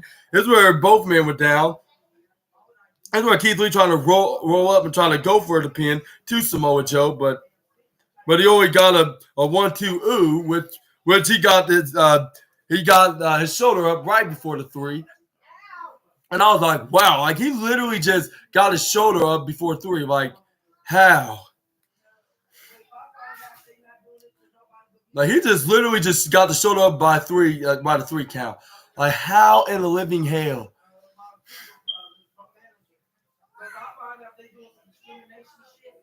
But yeah, this is where Samoa Joe got the shoulders up. I was like, wow, if he didn't got the shoulders up before the time by the time 3, we would probably definitely would have gotten a new a new Ring of Honor World Championship. This is where Samoa Joe was on the ground, breathing. This is where Keith Lee tried to pick him up, try to go for, I believe, his finishing move, which is the Big Bang Catastrophe, which he nearly got him on his feet. This is where Samoa Joe somehow slips behind Keith Lee, hits him with a Coquina clutch. I was like, wow, he just easily got on top of him and just hit the clutch. I was like, this is amazingly, and this is where Keith Lee tried to fight back. This is where he tried to hang on, trying to get back up, but I think it was too much for him because he just fainted right onto the ground. This is where the referee was like, all right, ring the bell, he's not capable to, he's knocked out, he's put to sleep. And this is where they announced Samoa Joe still the winner by a referee stoppage. And I was like, what's wrong with wrestling promotions nowadays? Why would they call it a referee stoppage when Samoa Joe clearly put him to sleep? It's not like he was not trying to. It's not like Samoa Joe was trying to do something that was way out of control, and that's gonna be a no contest. Then you call it a referee stoppage. But yeah, no problem. But they should have called it by a knockout, by submission, when Samoa Joe put Keith Lee to sleep. Like, I don't understand why wrestling promotions do that. Like, they announce it as the referee stoppage when a wrestler puts their opponent to sleep when there's a submission, when they win by submission. Like, when they put them to sleep and they call it a referee stoppage. Like, it really doesn't make no sense whatsoever. But either way, Samoa Joe retained the championship, which is very good for him. Like, and he's known as the longest reigning championship. He was like, now I announce, like, I've been the greatest Ring of Honor TV champion in its lineage. And he was like, I announced that I'm going to relinquish this, now announce that I'm going to relinquish this Ring of Honor TV championship. And everybody was in shock, including me. I was like, what? Like, this is where Tony Schiavone was even in shock. He was like, what the hell is this all about? Like, I was not expecting this. Like, he's really going to relinquish that championship? Like, that's what Excalibur's like, I think he is. Because Samoa Joe was like, the next gold is definitely going to be on my because the next gold is what's going to be on my shoulder is the AEW World Heavyweight Championship. Whether if you like it or not, Maxwell, I am coming back after you. And I'm going to take what's going to be mine. And the fans were cheering him on. Like, yay. We're going to see a part 2 with Samoa Joe and MJF. But that's probably going to be after where he's going to beat Switchblade Jay White Switchblade Jay White and retain his AEW championship and steal back his belt that Jay White stole from him from a month ago. And like I said before, and I'll say it again, like, I don't know what's up with Tony Khan making this in some kind of a storyline with a similar storyline with Onto the Road to Full Gear, like last year with Nyla Rose being stealing the TBS championship from Jay Cargill. And the only way Jay Cargill got the title back, like when she beat her for the championship, which it didn't take long at all, and she got her title back. And it looks like that's going to be similar to MJF's case, but it's going to be in the main event of Full Gear, and it's going to be a little bit, if not more longer than Jay Cargill and Nyla Rose's match for the AEW TBS championship.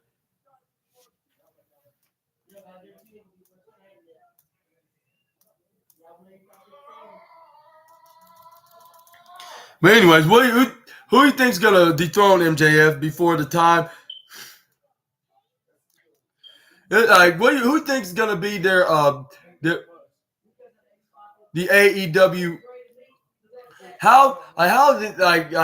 Who thinks gonna dethrone MJF? It's gonna be a Jay White. It's gonna be a Samoa Joe. It's gonna be even Adam Cole himself, or even Wardlow. That's also ready for MJF. Like, whoever it is, we possibly will see either of these guys beaten. I'm thinking more like Samoa Joe, Adam Cole, or even Wardlow. I'll say one of them 3 guys are probably going to dethrone MJF for his AEW championship before the year is up. But give him enough time to see if he's going to stay with AEW or go to WWE. Either way, we're going to see the answer possibly at the end of January, my prediction. There's only just a prediction, not a spoiler, by the way. Like, I don't know that for sure. Like I do not have any sources that tells me that MJF is going to stay with AEW or let alone joining WWE. I'm just going to say only time will tell for that's going to happen. But anyway, we got some match. We got some tag team squash match up next with the Guns taking on the Singh brothers, a.k.a. the Bollywood boys, Samil and Samir Singh. It didn't take long at all. They basically hit Samil Singh with their guns down or guns out, I should say.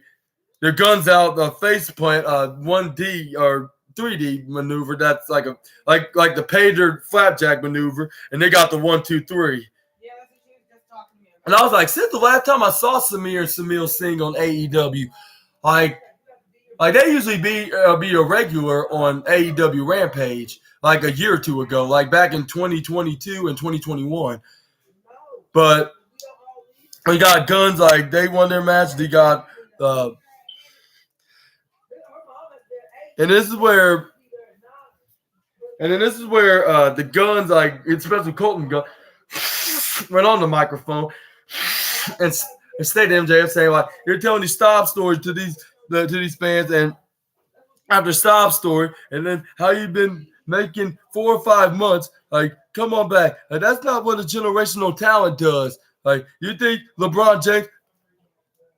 Like, what do you think LeBron James would be in the NBA if he said, like, you're not yet? Like, he walked it, and he's been into that BITCH since day one, and like me and Austin, I was like, that's very hypocritical because y'all actually generational talents, and it's thanks because of your daddy, like Mr. Ass Man, like Billy Gunn, the reason why you're in AEW in the first place.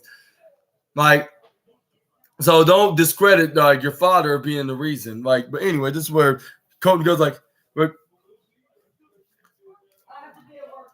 this is where he also says like, there's plenty of people saying like we will never make it into this industry. Like, and we actually did on TV. And we've been doing this for 3 years. We were former AEW Tag Team Champions. We're about to be the new Ring of Honor Tag Team Champs because we are generational talents, real actual generational talent. And this is where Austin go and share his 2 cents about MJF, saying like, you're an embarrassment, Max. Like as the champion for the past 3 months, you've been defending the ROH tag titles only 1 time out of those 3 months. Like on the other side of this car, like, now I'm gonna pray to God that and this is where he was like, hey, you're gonna face us, and we're gonna be only you. And I pray to God that you pick one of these fat piece of sugar honey iced tea, which they censored it out. I was like, wow, like that's very unusual. Like usually they would not censor it out. Like that's one of the swear words they would censor out. I was like, you can say an F word, but sometimes they mistakenly not censor F words because sometimes they're unplanned. The F bomb be used by the AEW wrestlers like Ace Steel and Jon Moxley. And even MJF, when he called Tony Khan an F and Mark, which he still calls him a Mark, but in a respectful tone because he is a babyface, like a tweener / babyface, of course, at this point. But anyway, this is where at Full Gear, because we're gonna be you and that fat slob down, and we're gonna retrieve y'all. You and Adams AEW Ring of Honor Tag Team Championships. And if you're not down with that, we got 2 words for you. And they're like, guns up.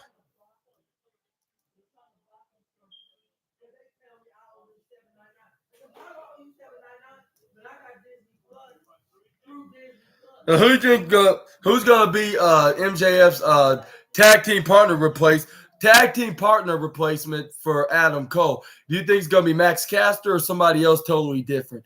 Y'all let me know down straight in the comments section right down below.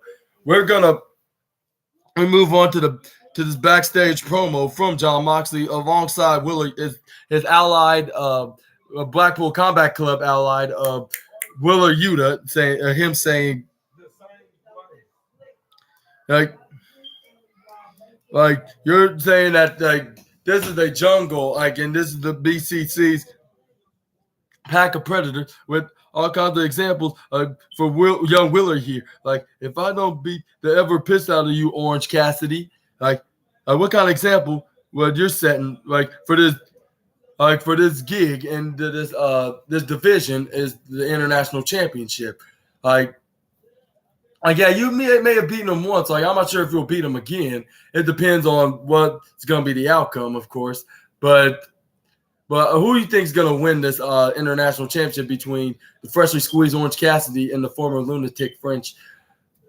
Which I'll say Jon Moxley. Y'all let me know down in the comments below. We're going to talk about what else Jon Moxley said. He's like, you could just do and say whatever you want, and that's fine. Like, are you really going to do that? Like, and there's will be no repercussion on the HR step. What kind of sample statement are you like? What you're doing with your friends here? Like, you think you're some guy here? We don't even deserve to get the Full Gear. Like, you don't even deserve to make it to Sunday. So the minute we're in LAX, it's on game warfare. You and whatever, like whatever one bring. If you can make it that Full Gear, Hey, that's good for you. Like Hook, like that young boy, like please take notes that you get your fingers still up, like. And Willie Yuta was like, yeah, Hook, you may be some kind of a big guy, and I guarantee you cross the line. Like, and I'll see you in Cali, pretty face. And I was like, I'm not sure he like you that way, Hook. Just saying, into my personal opinion, but I think he is like kind of have a handsome face for, I would say, for whoever's attracted to him's perspective. I'll say, which I'm assuming that he's more like a ladies' man. So I would say, on the ladies' perspective, I would say he's a handsome devil, which I call him handsome Tasmanian devil because he moves quick in that ring, like faster than the Tasmanian devil from the Looney Tunes series. But who do you think's gonna win? Y'all let me know down in the comments below. And what do you think? What's the card for? Like, and what's next for the see what's next for the Blackpool Combat Club and Best Friends after this program. Like, well, I'm wondering what's gonna happen next. But after who's gonna win, I think we'll possibly will see Orange Cassidy retain and remain his second successful reign as international champion. But this is where we got a backstage promo, which I spoke to soon. Speaking of the devil, no, I don't mean MJF. I mean more like his former his bodyguard, Wardlow. Which he was like, I had enough of your. I felt the more worst thing like that man can feel, and that is the potential beating, wasting, the potential beating. I have felt with recklessness. It's because of one man. And he's like, no one, and no beat nowhere. And if you find out, you're gonna be too damn late. Like your axe, Dave, your devil over AEW are coming to an end. It's all right. We're looking in the angry look. Here's where you have the. Here's where we have Red Velvet taking on Julia Hart, where Julia Hart's like. And this is where Red Velvet's like, when I get through with you, you're gonna be stirring up and eating the loser stew I'm about to serve you in a minute. This is where she tried to go for a grapple with Julia Hart. This is where she flips him over. She started doing some impressive moves, like doing a couple of arm tracks like into the grappling game. Anyway, this is where he goes right on to. This is where she goes right on to Julia Hart. Picks her up right in midair. This is where she goes. This is where she got. This is where Julia Hart counters into a headlock. This is where she Irish whips Julia Hart right into the corner. This is where Julia Hart rolls up. She goes for the cross her legs, sit down like Malachi Black would do, while Red Velvet did the splits like when she dodged Julia Hart's maneuver. Yeah, of course. This is where Julia Hart staring right onto what's her name's eyes, trying to spook Red Velvet. This is where Red Velvet dug out of Julia Hart's clothesline. This is where Red Velvet runs. This is where she gets tripped over by Julia. This is where Julia Hart picks up what's her name?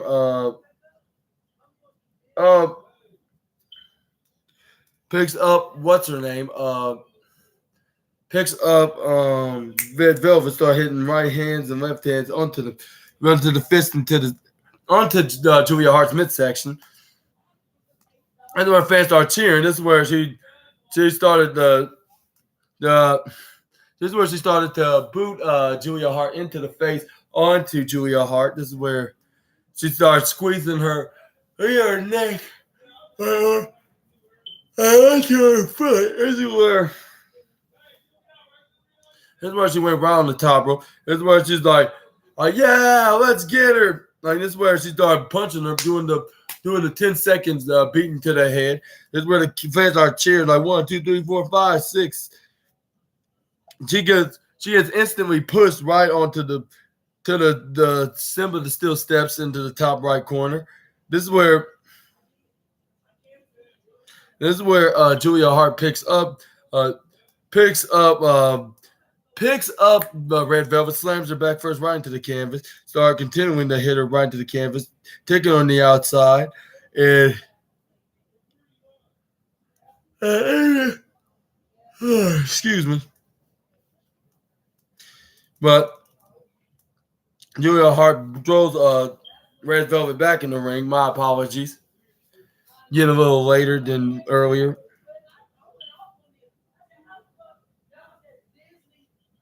This is where Julia Hart tried to go on the. This is where she was on the top rope. This is where Red Velvet goes around the top rope, counters. This is where he was on the mid ropes, like going for some kind of a superplex, but she gets instantly elbow strike by Julia Hart. This is where Red Velvet went right into the corner. This is where he hit seen a chop from Red Velvet, which we saw. This is where she crossed her arm, flipped her over off the top rope, landing Julia Hart's back first right into the canvas. This is where Julia Hart tried to go for a pinfall, but you only got a 1-2 ooh. And Red Velvet's like, how the hell did she kicked out of that? Like, I know she's on a mean streak ever since she's been on the house with the House of Black, but like she's like, but what to do to take to put her away for good? And then this is where Julia Hart grabs her off her feet. This is where she starts stomping on her midsection, like dragging her right to the top left corner of Tina the turnbuckle. This is where she goes around the top rope. This is where she tried to go for a finishing move, the moonsault finishing maneuver. Finishing maneuver. But she did so to Red Velvet. She got the 1, 2, 3. And she wasn't done yet. She did a post-match beatdown. Also going for a heartless lock, like what she had it locked in right into the side in the corner of the ring. This is where Sky Blue went out there to confront Julia Hart because they still have some tensions and rivalry. Still have a rivalry and some tensions with each other. This is where Chris Statlander and Willow Nightingale try to help out and be on the aid for their friend Sky Blue. This is where Sky Blue's like, I'm gonna spare you 3 for now. And this is where she did a maniacal smile. This is where Sky Blue was staring at Chris Statlander in a way like that looked very suspicious. Like when her which looks like very suspicious of with sorry about that. Which looked very suspicious of Sky Blue, looking like she could potentially turn heel. And whenever she turns heel, my predictions on that is going to be at the Kia Forum in Los Angeles, California, for AEW Full Gear. Like she's gonna we're possibly gonna see Chris Statlander. We're gonna possibly see Chris Statlander taking on Sky Blue. I know, controversial. We're gonna say Super Ninja Austin. Like you guys are gonna say Super Ninja Austin. Like how are they gonna do a Chris Statlander versus Sky Blue match in a face versus face match at first? Like, well, that's a good question. At first that she's gonna be hesitant of facing Sky Blue because that's one of her friends, but Sky Blue insists of facing her, especially when it comes for that TBS championship. But I believe this is going to be exactly a heel turn. Like with the referee not looking. She spat the miss on her face. She hits the code blue, like going make it the code black, and she gonna hit her with. She gonna roll her up into a pin. She will get the 1, 2, 3 and become the next TBS championship. But yeah. But y'all give me y'all's opinions on what's going to happen between Chris Statlander and Sky Blue in the comment section right down below. But yeah, this is where we got Tony Storm's former assistant, I suppose, like in a backstage interview with the new signing of AEW's of the new signing of AEW, which is Stardom's former star Mariah May, which now she's now known as All Elite now. Or she is All Elite, like whatever you would say. Like this was like, and she's like, I'll keep my eyes on the women's division and big.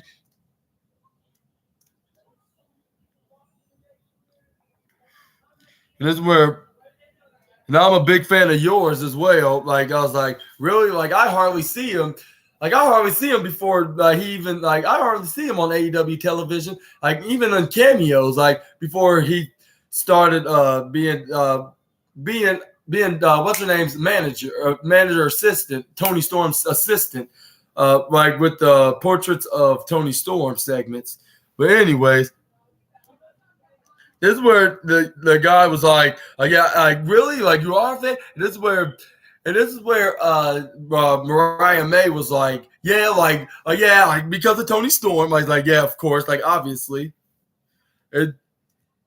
And this is where Mariah May complimented and was inspired by Tony Storm, telling the story about she was inspired by Tony Storm. The reason why she got first got to Japan into Stardom and then came to the United States to be All Elite in AEW, and that's what made her career as a professional wrestler successful.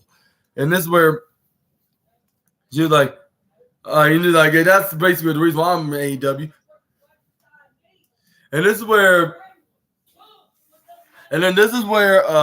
he told her, like she was like, he said, like, you know, Tony Storm like has reservations like that.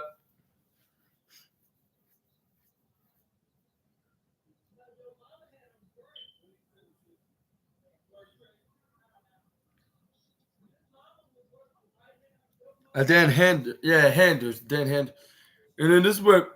And then this is where Mariah May was like, can you introduce me to you? Like I know you have access of meeting up with Tony Storm. Like you can do that, right? And this is where Tony Storm's former assistant was like, yeah, absolutely, of course. Like if you want. And this is where she screamed with excitement, like or shrieked with excitement, kissed him into the cheek. I was like, wow, this is very too personal and feelings like because if I'm not sure if she likes this guy, I don't know what is, because I rarely see women nowadays kissing men in the cheeks, like kissing men right into the cheek like that.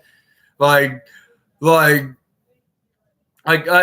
be surprised. Basically, I wouldn't be surprised if they were like at least an on-screen couple, which I don't think they'll do. So like, I don't think they'll do like a romantic angle, like because AEW is more wrestling than romantic couples, that kind of storylines, like. Which I think they should stay that way. AEW should definitely stay that way. But anyways, this is where he's like, back to you guys, like which they introduced. Here you go. You're welcome. Which we got Mark Briscoe against Jay White for the number one contenders rights, like for the AEW World Heavyweight Championship. And man, I need to get new tissues because I just overused my first tissue. But for now, I need something to energize me.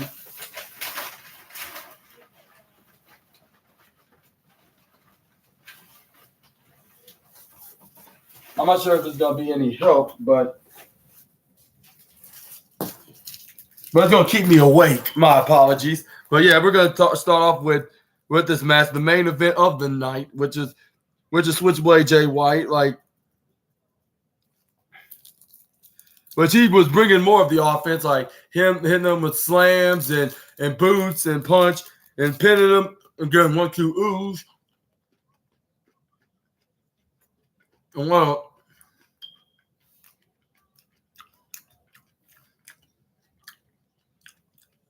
then we're going to go.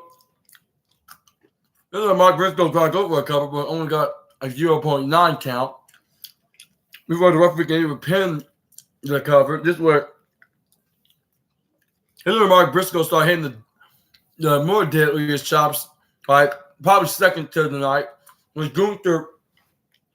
Which probably has Gunther puts him on the indie list is the in number 2, at least in AEW, of course. Whereas they thought that was continuously the case for the rest of the night. And this way he looked at his hand and was like, ah, and started screaming and chops and slaps the absolute rubbish onto the chest of Jay White on the top rope into the bottom right corner, I believe. Which had Jay White packing and landed right onto the ground into the ringside area. This is where he runs right to the rope. Goes for a sliding diving kick right on the Jay White. Runs right onto the ring apron. This is where Mark Briscoe do the pose like they're like hey. This way he gets a back bang kick right onto the face of Jay White when he was in the snapmare sitting position in the ringside area. This is where he's like, oh, you want a piece of me too? Like, try me. Like, see if what I don't do to the Guns and and Rock Hard Juice Robinson. But they easily step back because they want no trouble from this guy. And Mark Briscoe throwing right back in the ring. So it seems like they want a piece of him when he got a back turn and the referee was too distracted to Jay White because both Austin and Colton gonna grab onto his leg and try to trip him over so he wouldn't successfully do a top rope a splash onto the leader, Switchblade Jay White. This is where Jay White took advantage. This is where he didn't take advantage. This is where he tried to take advantage. Right? Before he could do anything on the matter, this is where Mark Briscoe tried to go for the proven most comeback move in all of sports entertainment, the flying crossbody. But no one was home until Jay White came back inside the door, did an underarm swinging DDT maneuver onto Mark Briscoe, I should say. This is where Jay White Irish whips Mark Briscoe on the outside. That was Jay White was like, "Bullet Club, go, baby!" And before he goes for some kind of crossbody, he faked a potential injury by landing on his left leg. And saying like, "Oh, my left leg, I think I sprained it." The referee, look at me. But this referee was a bit too gullible to doing so because distraction worked because the Guns and Juice Robinson were jumping Mark Briscoe, stomping on the process. Like doing it without the referee looking. And this is where Juice Robinson's like, double tanks, baby. I was like, we put that away for Tony Storm. Like, I hope I don't get restricted, by the way.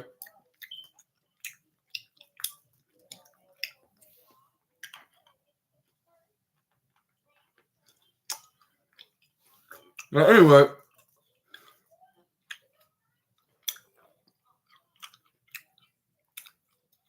we got to try to get a comeback from Mark Briscoe. When Mark Briscoe trying to go for a stand uranagi, but get instantly elbowed by Jay White. This way go for a stand-up uranagi himself, but Jay Briscoe counters. Go for a striking right hand uppercut. This way goes for either tumbler or double underhook suplex Yeah, I only got a 2 I had a 2.5 count, which is a 2.5. This is what Mark Briscoe's like. I got him right where we want. What do I?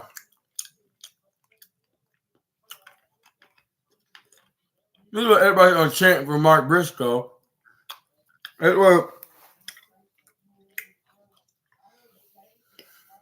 This is where Jay White tried to go. This is where Jay White got to go. Oh, we go for some kind of a single, like a single flapjack right onto the right off the apron onto the ropes. This is where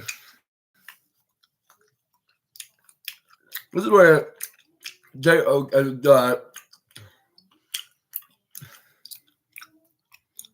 this is where Mark Briscoe got back up. Jay White tried to ambush him, but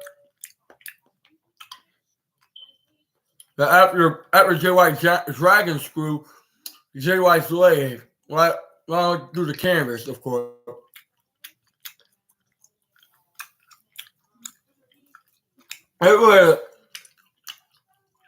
This is where Jay Briscoe hits the Dream Valley Driver version of Bob's signature move, which is known as the Assassin Valley Driver. Also, this is where we have Mark Briscoe goes on the top rope. This is where he ready to get ready to do a signature elbow drop, a froggy red elbow drop. But instantly, Mark Briscoe gets denied by Jay White. Well, 2.99999. 999. 3.3, 0.1 away from being 3. And hopefully I don't sound bad while eating candy and regain some energy because I'm getting a little tired because it is getting late. Even though I haven't really ate dinner yet until after this video.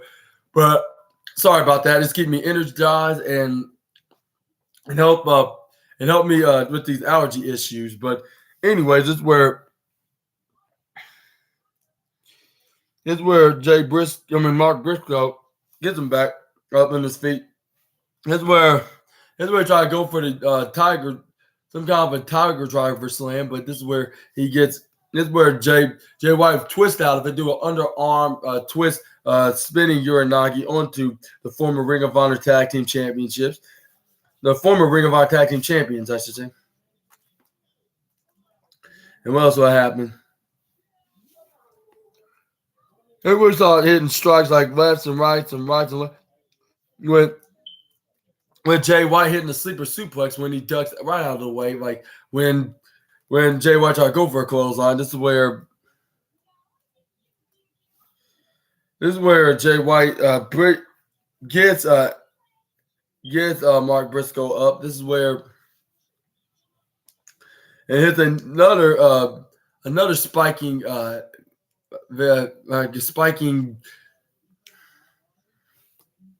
a striking suplex. This is where Switchblade Jay White got him back up. He hits him with the Blade Runner, and he got the 1-2-3, which he remains undefeated in singles action, and he's gonna remain as #1 contender for MJF's AEW World Heavyweight Championship. And speaking of the devil, like the devil himself came out. Like when they were celebrating, like this is where he was right behind them when the Sting music was on, which they thought he was coming out of the front end. He gets hit with hits both talentless Tank, Juice Robinson, and the Ass Boys, the Guns with the Dynamite Diamond Ring. This is where MJF was like, you think you'll get away with it? Like, no, like this is I'm gonna make sure this is almost over. Like, you are gonna have to get in the ring with the real World Heavyweight Champion, the generational talent, with Maxwell Jacob Freeman, MJF, And he's like, when Rivers won that championship, I made a promise to him that I'm going to go down as the greatest AEW world champion of all time or die trying. I was like, yeah, you were like one of the greatest AEW champions. And some of them predicted like probably like a few months in advance that before you even won that championship, that you were going to be the AEW world championship in the foreseeable future, which he showed that ever since November of 2022 until this year in 2023.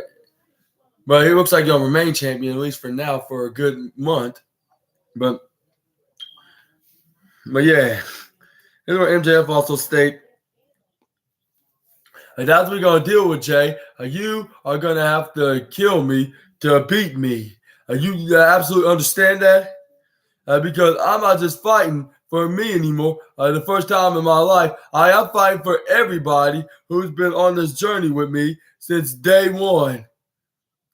And he's like, I am fighting for Adam Cole. I am fighting for you watching at home. I was like, yeah, you're fighting for Super Ninja Austin? Like, wow. Like, I didn't know MJF was an SNA fan. I hope he watched the SNA podcast. Just joking, by the way. But anyways, this is where MJF's like, everybody, and I'm fighting for everybody in this arena who paid the pay and attendance here in Portland, Oregon. Like, I may be a scumbag, but I am their scumbag. And Jay White's like, you think you're all that? Like, you think you're gonna get back your championship? Yeah, I'm gonna walk out as championship, and you're never gonna hold on to this title ever again, as long as I have my possessed hands onto this belt.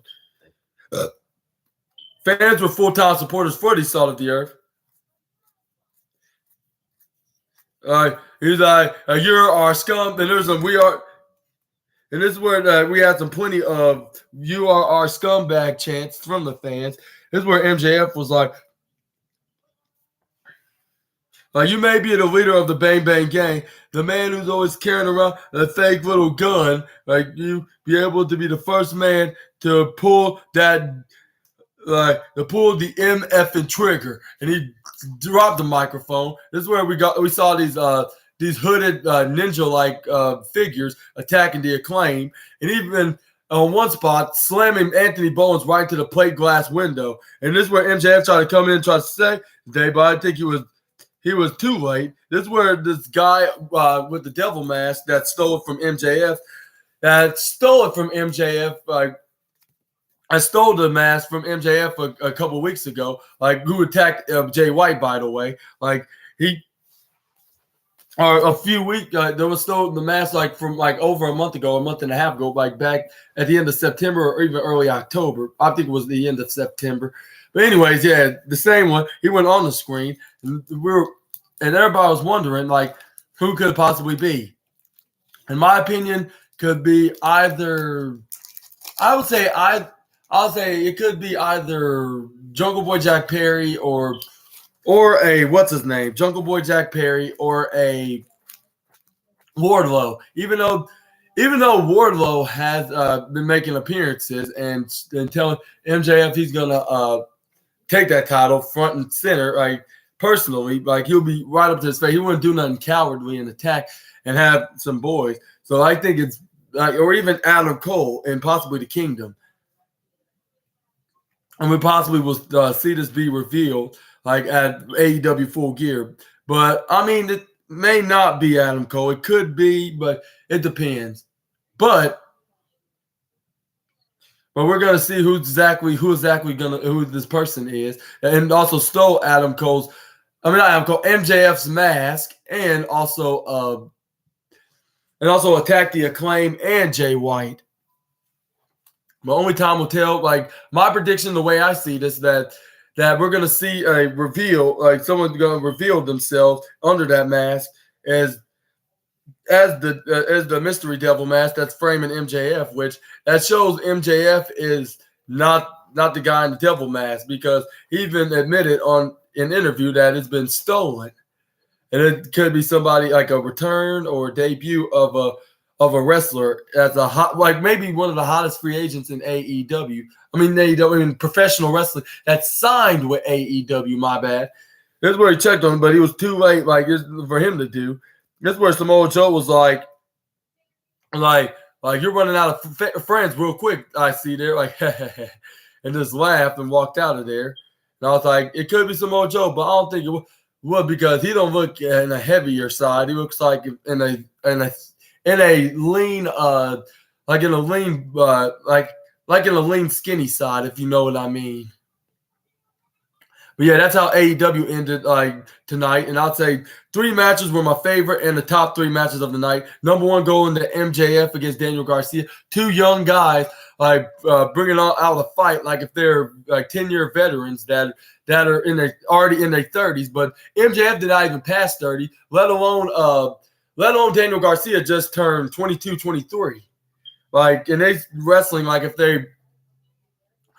they are past their rookie years, and they're giving out and giving the reason why there was a opener AEW World Heavyweight Championship match, and also 2 goes to definitely Mark Briscoe versus Jay White, showing who's worthy of facing MJF, which Jay White showed it in a very fair fight at the end, but at first, it looked like it was unfair disadvantages for the fact that the Guns and Juice Robinson was in the way. And also, did I mention that MJF hit the Dynamite Diamond Ring on both Juice Robinson and the Guns, which I believe so. And he nearly did it to Jay White, but he was looking face to face. He's like, come on, get the step moving. I was like, if I was MJF, I would already try to jump right on him and hit him right in the face if I was MJF, of course. But I don't have no beef with Jay White. I'm just saying in an MJF perspective. But anyways, I know he was not trying to get jumped by the Guns, but you already took them out, so it's not like they've been down for a while and they're just getting back up. So there's nothing to really worry about on that side of things. But yeah, I would give AEW Dynamite's review a 4 out of the 5-star rating for being such a good show. And I'll say the third match is definitely Keith Lee versus Samoa Joe with them wrestling if this could be a main event for a Ring of Honor TV show or even a Ring of Honor pay-per-view. But yeah, it looked really good. But Keith Lee wasn't the one that I thought it was going to be. But Samoa Joe still managed to drop the title, but not by Keith Lee, but relinquishing it, which we're probably going to see a Ring of Honor tournament, on Ring of Honor television, to see who's going to be the next star in the television division, the Ring of Honor television division. But yeah, y'all let me know down in the comments below about that. And then what you thought about AEW Dynamite tonight, y'all let me also know in the comment section right down below. Also, if you like this video, please leave this a huge thumbs up. Comment down below. Subscribe. Click the bell notification so you won't miss my upcoming videos. And I might be making a wrestling news video, but it will probably be tomorrow in the evening. If I have to do some take care of some family or go try to if I'm going to take care of some family business, of course. Yeah. That's outside of the just doing these SNA podcast videos. Right, but yeah, hopefully you guys enjoyed. And sorry that I've been feeling a little bit sluggishly slow, but it's just that the allergies are kicking in and they're basically killing me in my nasal area. And hopefully I hope I don't gross you out or anything, and hopefully I get better soon so I can continue to do these SNA podcasts without any issues. I'll make sure that on my power that I wield so I can continue doing videos like this for a lifetime, and hopefully you guys will like it. Again, leave a big thumbs up, subscribe, click the bell notification, and so you won't miss upload a new video, which we'll be doing a wrestling news video later tomorrow evening, which will be 114th episode of the SNA podcast, which we're going to be talking about the wildest wrestling news stories and rumors that you guys need to know. And also, this will be part 30, I believe, 35, I believe, yeah. This will be part 35, and this was the 113th episode of the SNA podcast. Hope you guys enjoy. I've been your host, Super Ninja Austin. This was the AEW review part 13. Hope you guys enjoyed. I'll see you guys tomorrow evening, and hopefully y'all have a great night. And